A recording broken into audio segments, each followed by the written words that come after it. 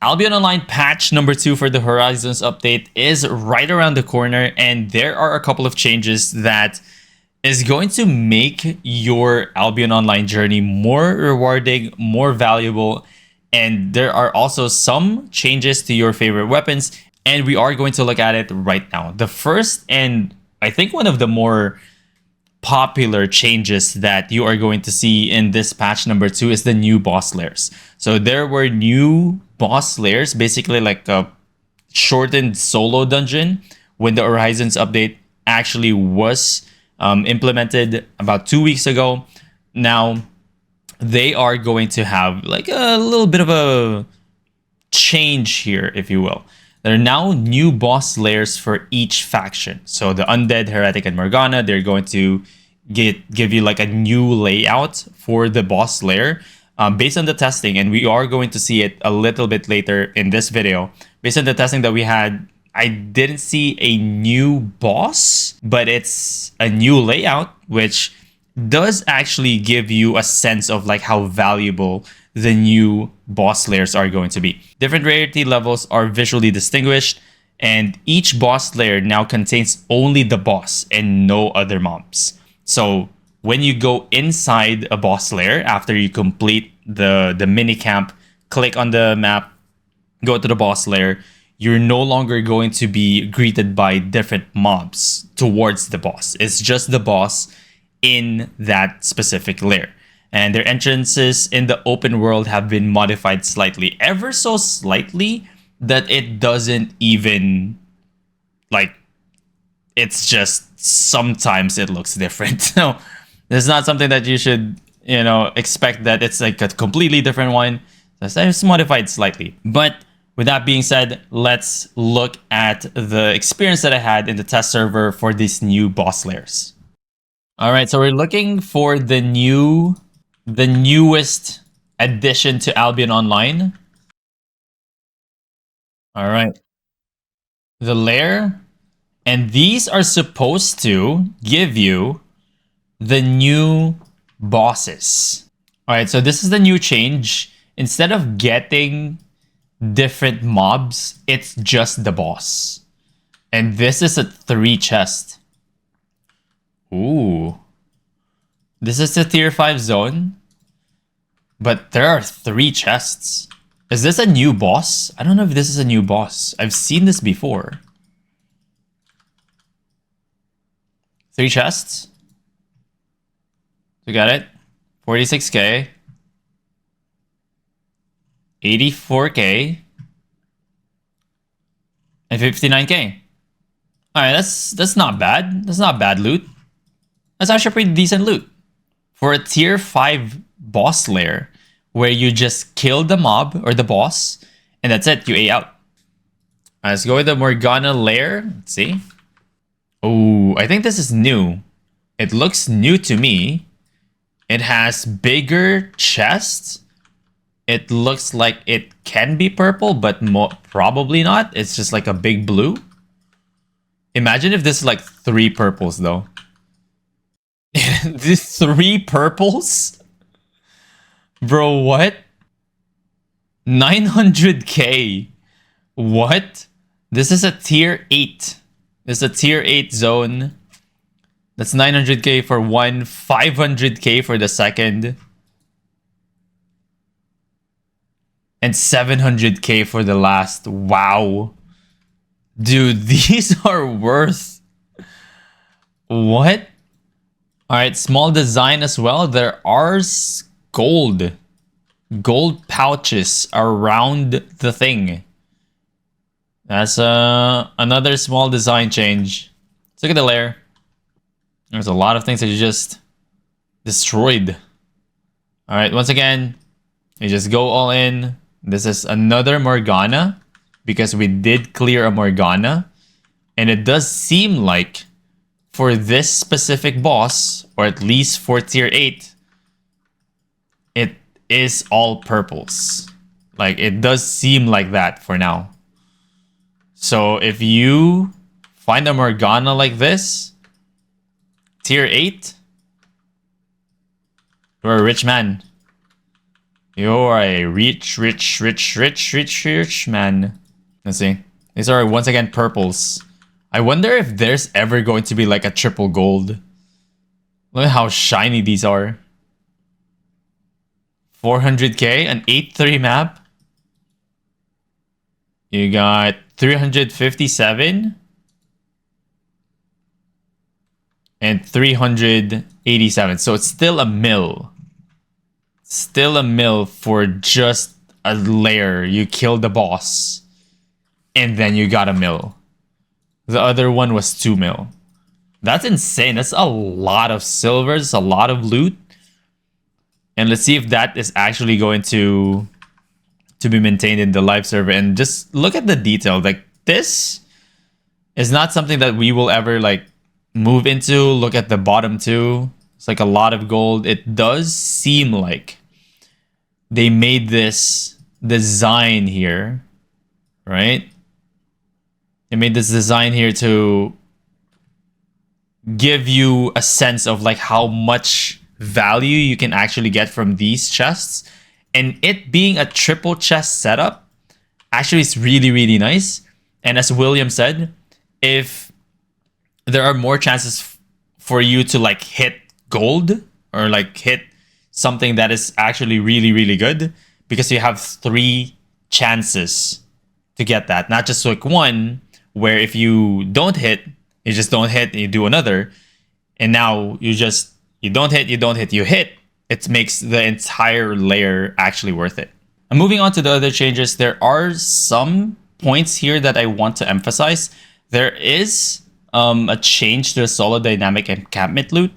Group dynamic encampments now award less fame and objective progress to the players if they are solo or in a very small group.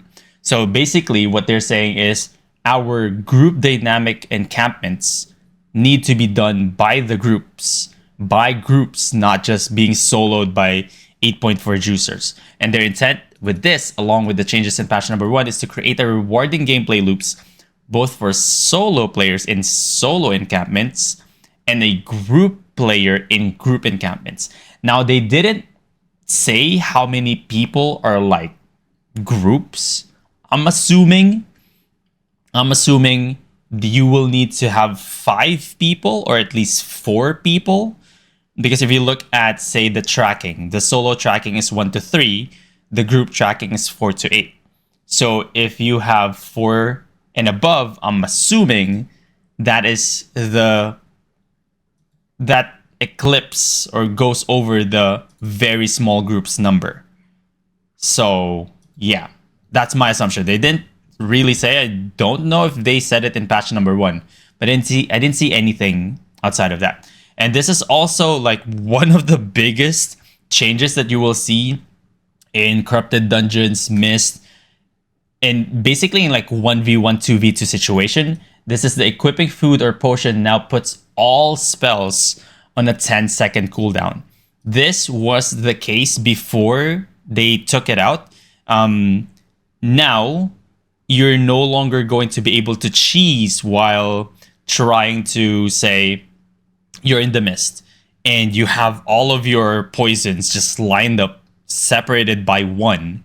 You have your poison, you have your healing, you have Gigantify rest spots, and you're just trying to cheese or maximize your potion. You can no longer do that because when you're in your combat and you equip something, you have 10 seconds cooldown and you are just at a very disadvantageous position. Similarly, the food is going to be, if you are trying to, once again, cheese, you have your main food on, let's say an eel stew, and you eat your eel stew, you have your food slot empty. You cannot just equip the, say, cabbage soup, eat it, and just get back into the fight.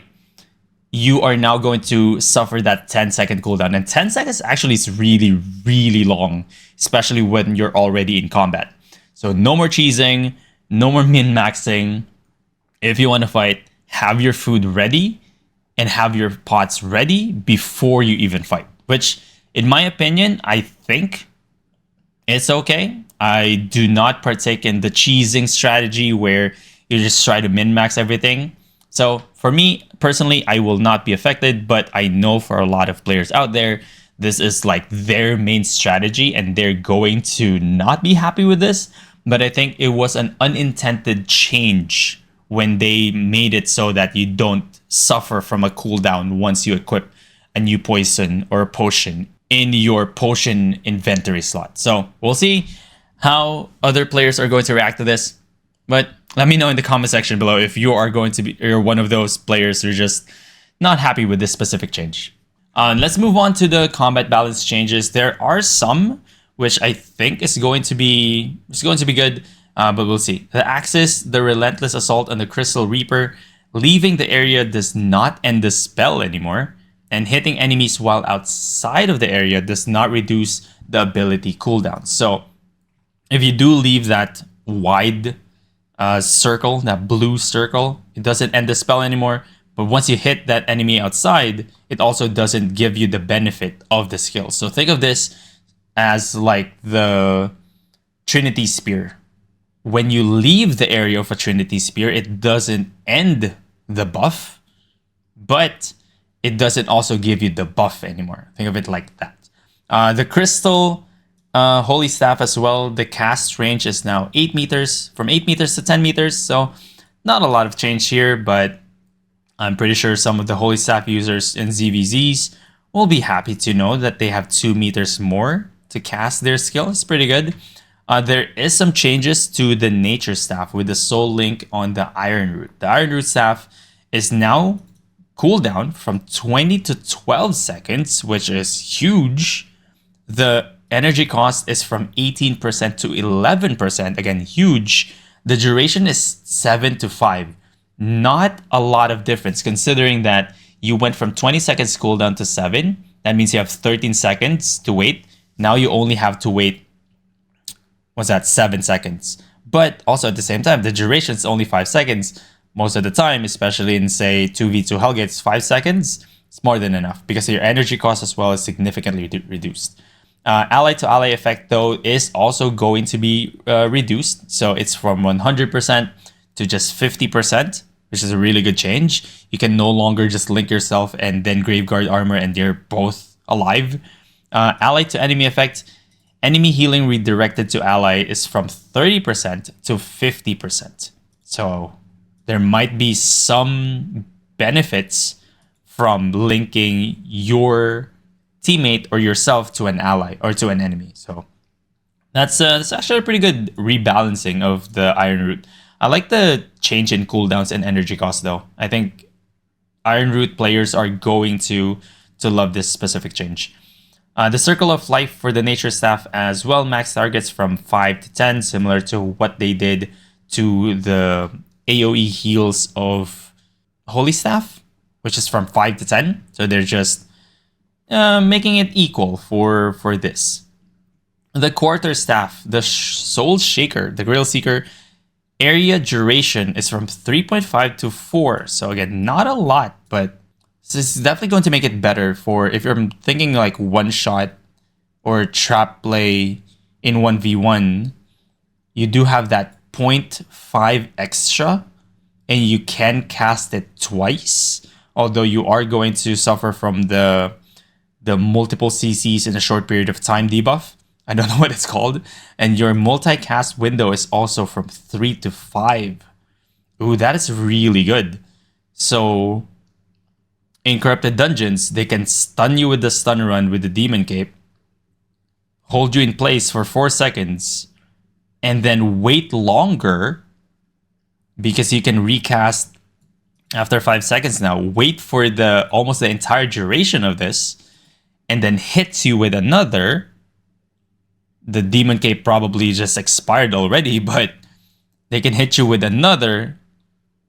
And actually, it's a pretty good change. I actually like that. Now, will this be used more for ZVZs? Yes. You do get that extra 0.5 seconds, and you do get that extra 2 seconds of a recast window. So I really like this change. I'm interested to see if we're going to see more Grail Seekers in 1v1 Corrupted Dungeons. And the shapeshifters, once again, they are going to get more of a debuff, a nerf. Some of them rework, but most of them, like most of the weapons they use gets another nerf, and there's just no reason. Like shapeshifters are almost just dead already, or dying in most contents, at least outside of ZVZs. But they are nerfing it once again.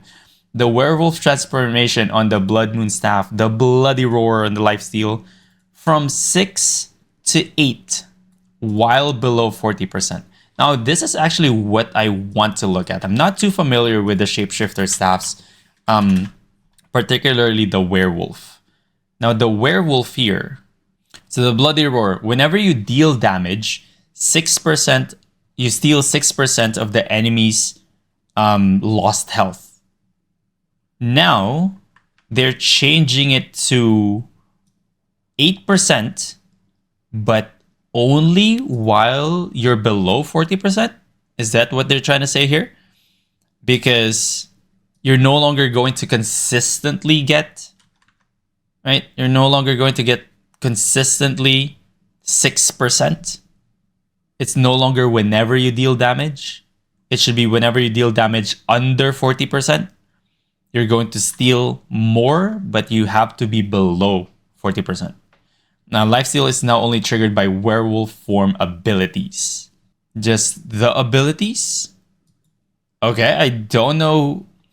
To those who are using the werewolf, the Blood Moon Staff consistently for content, let me know. Is this a debuff? I don't know why they're changing this though. Just let me know. Let me know.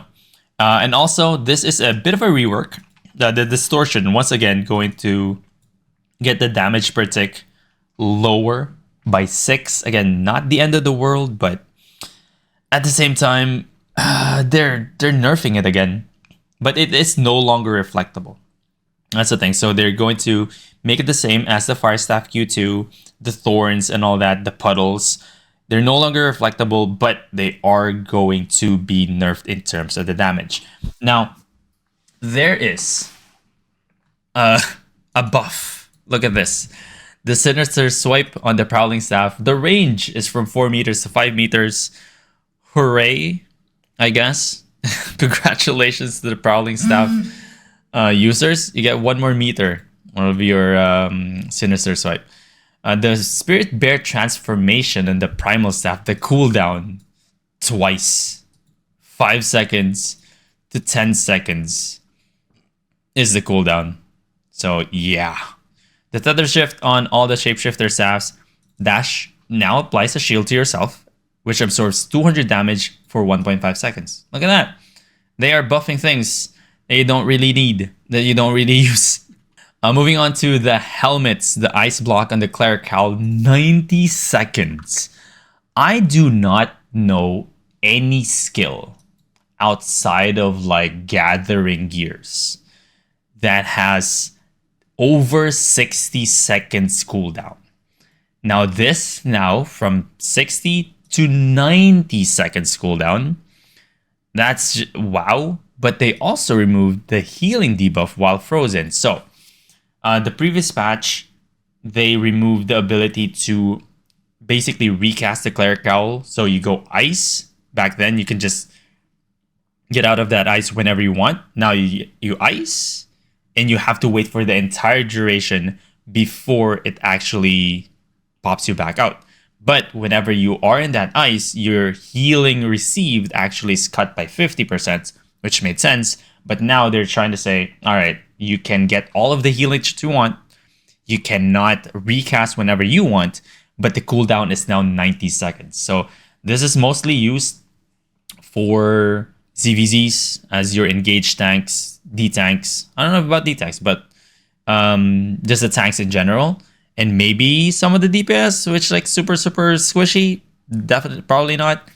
But you are going to get your full healing from your healers. But still, 90 seconds. Just that is insane. That's just insane. 90 seconds. The dodge on all shoes added immunity to transformation. Now, the dodge is one of those abilities that you have on any of the shoes. It's like the first skill on any of the shoe. So the dodge is mainly used, for example, like going over firewalls, rolling over firewalls, dodging the E ability of the Quarterstaff, and now you are now immune as well to the transformation. So remember the past notes and the past updates. The Shapeshifter transformation, actually, they added a 0.4 cast time to it. And when you get hit by that orb, you do actually have that delay. So you can now dodge roll that delay. I don't know if it is like worth it. Now I can see it in like 2v2 Hellgates, maybe like in 1v1 situation. If they are using that transform, you can just be immune to the transform.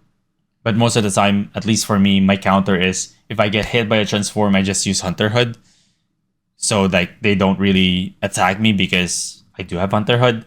Or you pop any defensives like your Inferno Shield, Frost Shield, maybe pop a Gigantify Potion before. So we'll see if this is actually going to be the counter for the transform. The capes, the Devious Trap, the hit delay is now from 0.8 to 0.4. And the energy reserve, this is one of the things that I don't quite understand. I don't think, and I don't know if anyone ever thought that Limher's Cape was OP. I don't think anyone thought of that. But Limher's Cape is now, the energy restoration is from 70% or 80% to 70%. Now, not a huge deal in terms of like 1v1 or 2v2. Maybe 2v2 is like more because you do have to sustain more in a fight. But in a 1v1 situation, this is not a thing. In a ZVZ situation, probably not a thing because you do have your chariots and all that. In a small scale situation, though, where you are fighting consistently and you are relying heavily on your Limher's Cape, I'm pretty sure those veterans will have like energy swaps. But remember, you can no longer do the I have rest spots, use rest spots, swap to your energy pots, and then use your energy pots. 10% in a small scale might be enough to, like, if you're a healer, you don't have enough heals. And remember, if you are doing the Q1 as well, or the single target heals, it has less heals, but it has that buff. But you have to heal more, use more energy. I don't know. This, I don't really understand why they had to nerf this. But hey, it's their game.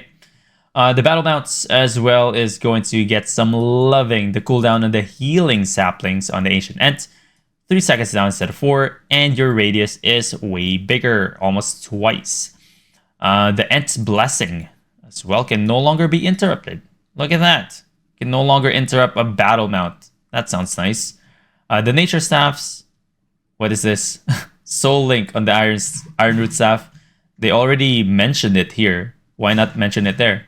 Okay, cool. Casting both parts on the same target now resets its cooldown. Ooh, casting both parts of on the same target now resets the cooldown. That's pretty cool. So you can just cancel. That's pretty cool. Like that. Okay, so that is it for the changes. Definitely some good changes, especially like the new boss lairs, as you saw in the video that we had when we tested it in the test server. Those are like good loot, but obviously it will be different for the live server, but still, like the triple purple chest is insane. Having triple chest alone is actually really good change. And we'll see if there are more players trying out clearing those small camps, going to the boss lairs, and making a ton of money. Let me know in the comment section below what you think about this specific change and specific patch, and let's discuss. Or better yet, join us live on Twitch, where we give away silver over 100 mil every month. Twitch.tv/Burnstone.